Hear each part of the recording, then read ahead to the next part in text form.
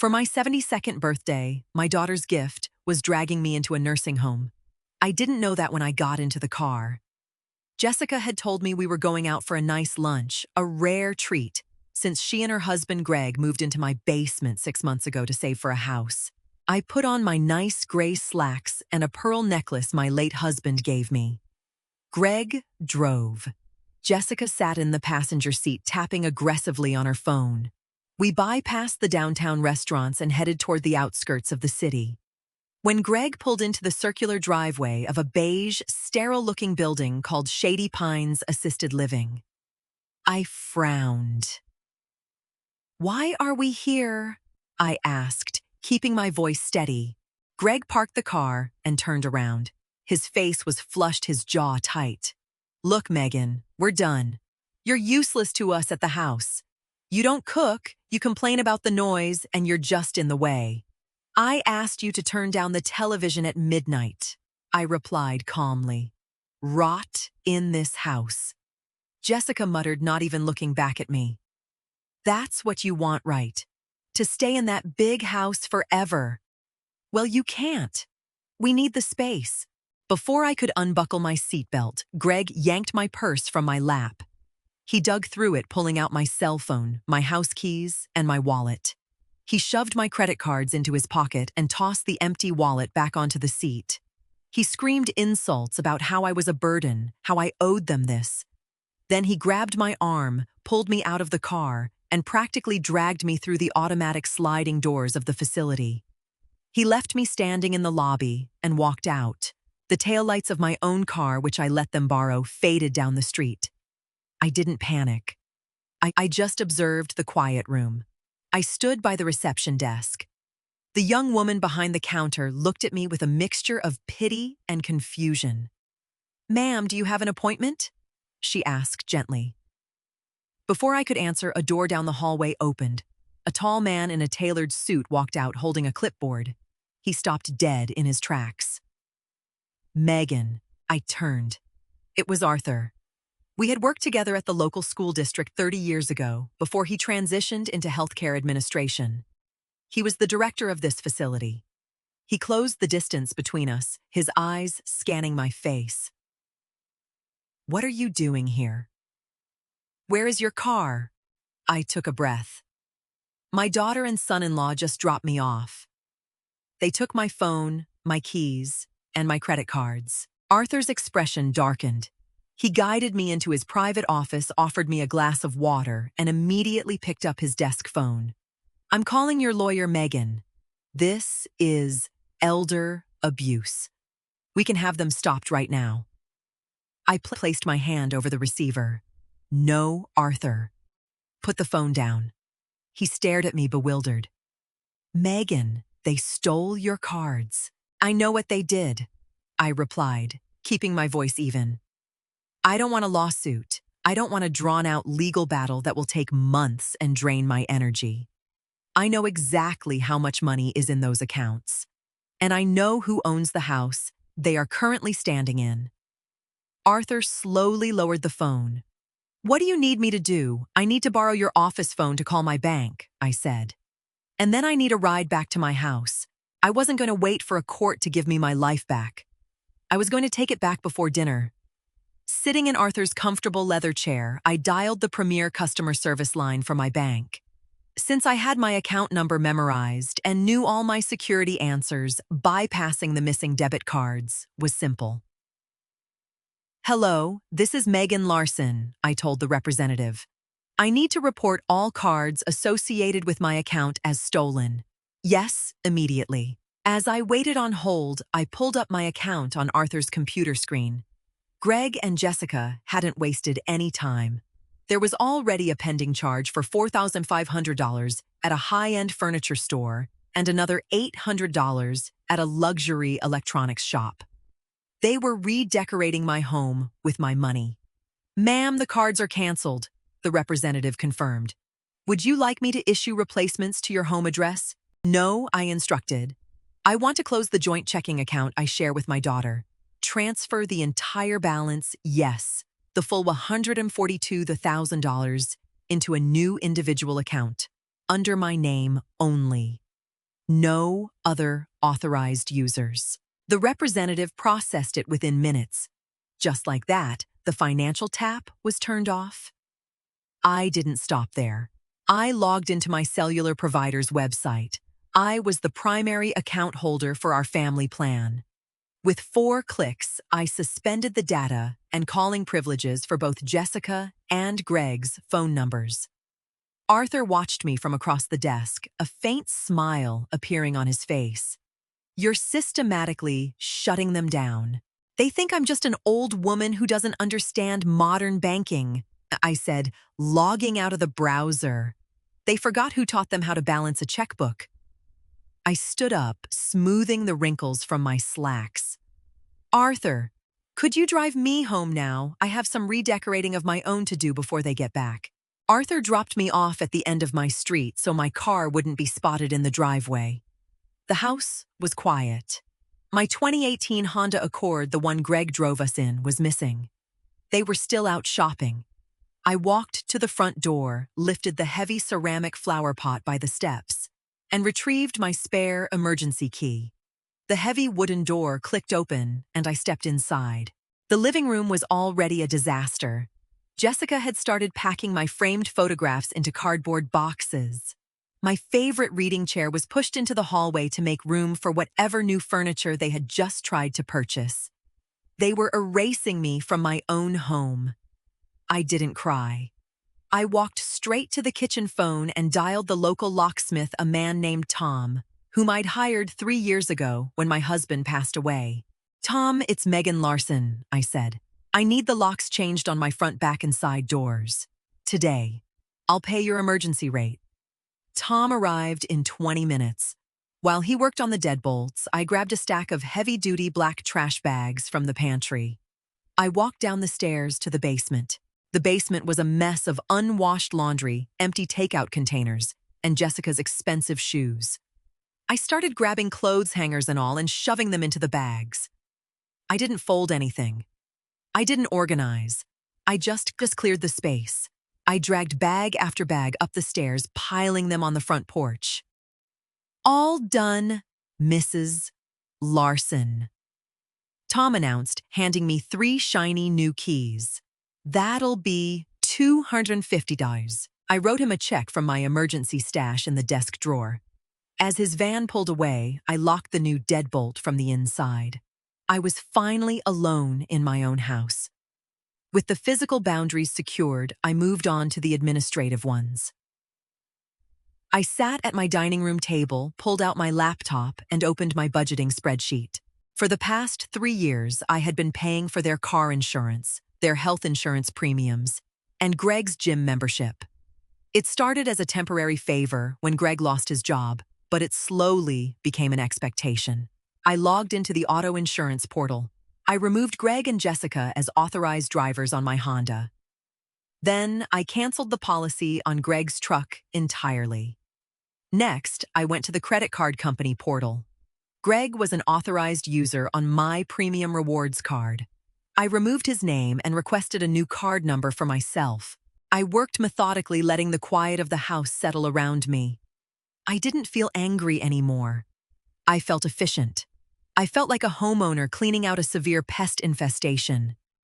By 3:00 p.m., a total of 12 black trash bags sat on my front porch, alongside 2 suitcases and Greg's golf clubs.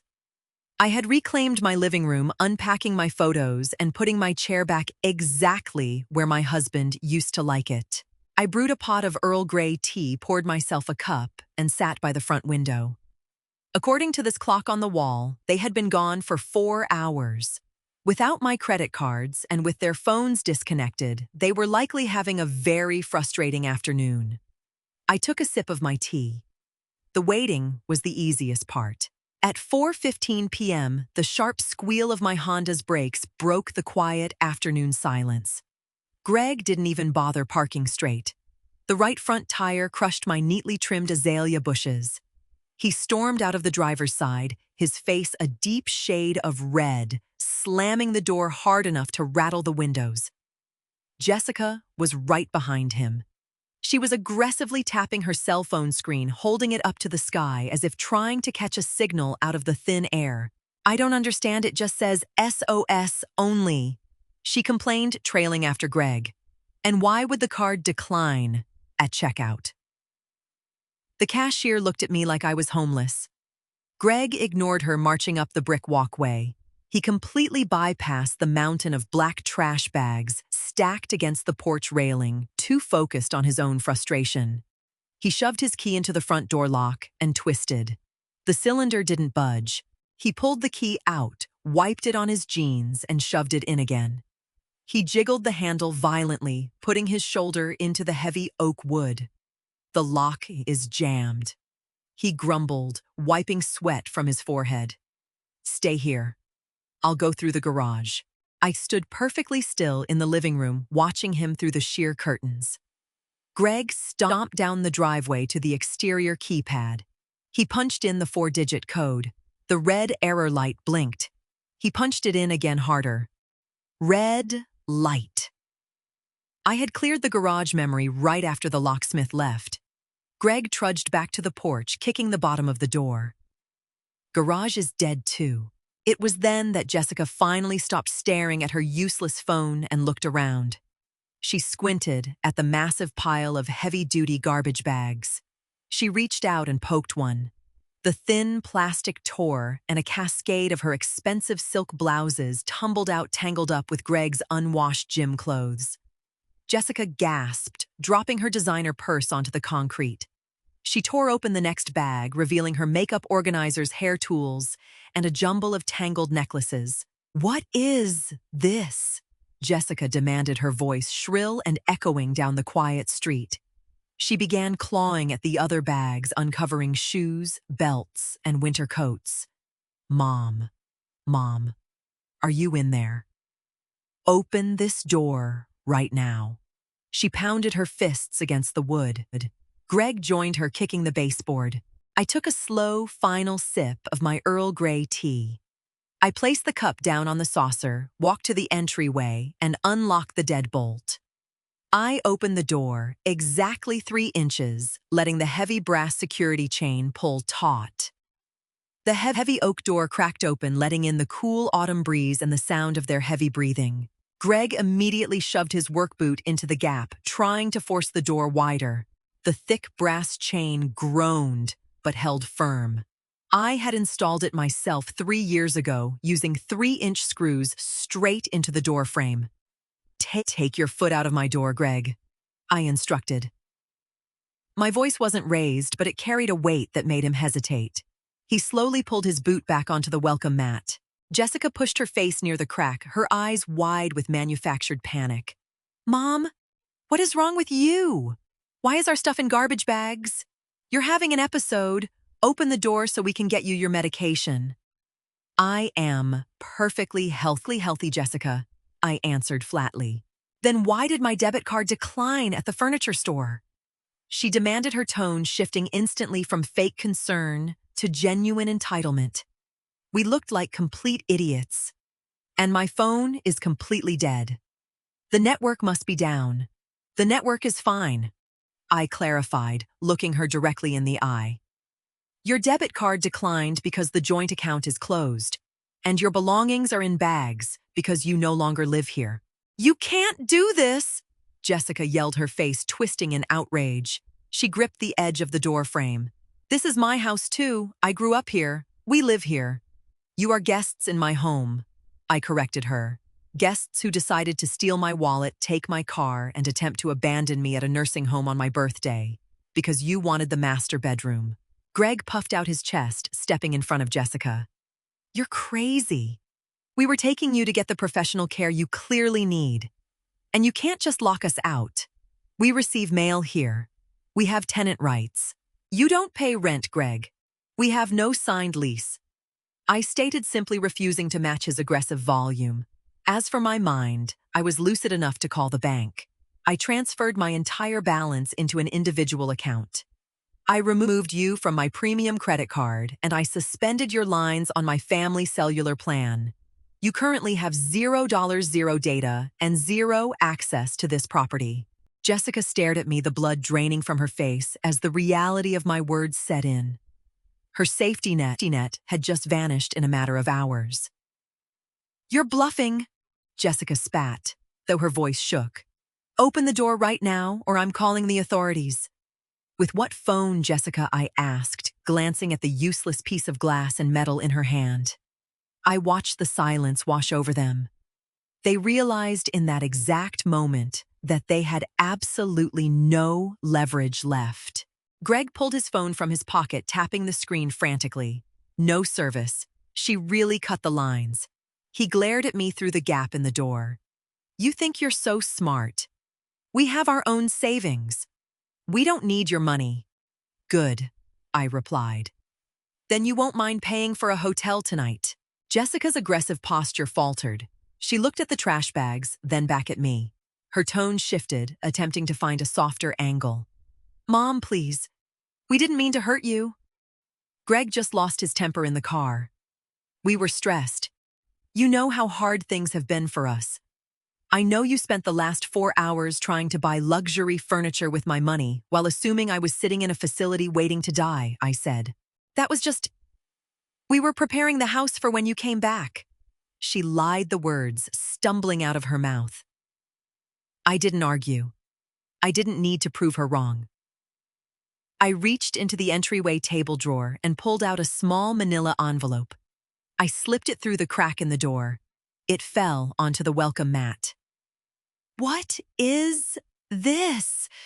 Greg asked, picking it up. "Those are the keys to the Honda," I said. "I transferred the title to Jessica 3 weeks ago for her birthday. It's fully in her name now. That means the insurance, the maintenance, and the gas are entirely your responsibility. Don't park it in my driveway again." Before either of them could respond, I closed the door until it clicked, slid the deadbolt into place, and walked away. The next morning, the house was incredibly peaceful. I woke up at 7:00 a.m., made a pot of coffee, and read the morning paper. The trash bags were gone from the porch. The driveway was empty. Around 10:00 a.m., the doorbell rang. I checked the security camera on my tablet. It was Jessica, standing alone. She looked exhausted, her hair messy, clutching a paper coffee cup. I opened the door, keeping the screen door locked between us. "Mom?" She started, her voice trembling. "Greg and I fought all night. We slept in the car in a Walmart parking lot. We don't have enough in our account for a security deposit on an apartment. I need you to transfer just $5,000. Just to get us on our feet." She looked at me with the same wide eyes she used when she was a teenager asking for allowance advances. "No," I said. "Mom, please. I'm your daughter. You can't just abandon me on the street. You are a 35-year-old woman with a husband," I replied. "You have a car. You have degrees. You will figure it out." "I'll leave Greg," she offered desperately. "I'll come back alone. I'll take care of you." I looked at her. Really looked at her. I saw the calculation behind the tears. She didn't want to take care of me. She wanted access to the thermostat, the pantry, and the bank accounts. "I don't need taking care of Jessica," I said softly. "I need peace. And I finally have it." I stepped back and began to close the wooden door. "You're going to die alone in that house," she screamed, her mask dropping instantly. Maybe I answered, "But I'll die in my own house." I shut the door. 6 months passed. The seasons changed, bringing a crisp autumn breeze through my open living room windows. My house remained exactly as I wanted it. Clean, quiet, and completely mine. I heard rumors through the family grapevine. Jessica and Greg had to move to a different state to stay with Greg's brother. Greg was forced to take a job at a logistics warehouse, and Jessica was working retail. They hadn't reached out to me again, and I hadn't called them. The boundary I set was solid, concrete. I didn't feel guilty. I didn't spend my evenings wondering where I went wrong as a mother. I accepted that Jessica made her choices, and I had simply stopped paying for them. The doorbell rang. I walked over and opened it to find Arthur standing on the porch holding a bakery box tied with a red string. I brought the apple fritters from that place downtown. He smiled. Are you ready for our chess match? Only if you're ready to lose again. I laughed, pushing the screen door open to let him in. We sat at the dining room table, pouring coffee and setting up the board.